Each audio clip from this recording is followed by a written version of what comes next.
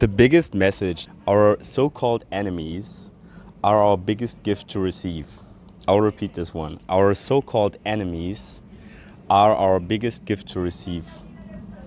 So at the time you don't know someone, you cannot put them in a box. You are like scared of it. So you try to do it, and usually you end up with misleading conclusions.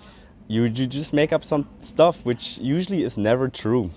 As you do that, you don't get to know them at all. Like, no way. You just make yourself think that you know something about some other energy, and then you like disconnect from it, and or you try to disconnect, but as you cannot disconnect, you have an inner fight which is called war, and this war translates into the outer world after it's manifested in your inner world. So when you don't know someone, you might mistake them for an enemy. But what really is true is the opposite. The opposite is the case. Gaining knowledge, gaining spirit, gaining enlightenment from other people is what we can always do, especially if we don't know them, because then we didn't put them in the frame yet.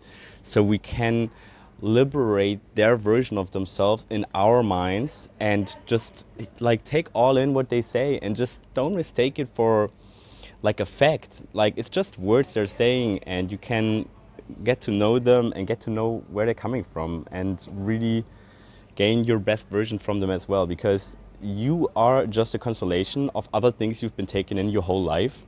So why not continue? Why not keep taking things in? Why not keep taking advice in, which you always make your own advice anyway. Whatever you take in, you translate it for your own language so that you will manifest it in your life. So thinking, acting, doing, and then having the manifestation. Gaining knowledge, gaining spirit, gaining enlightenment is just some of the gifts a stranger has to offer. When we are open to new beginnings, when we are open to new learnings, we enter utopia.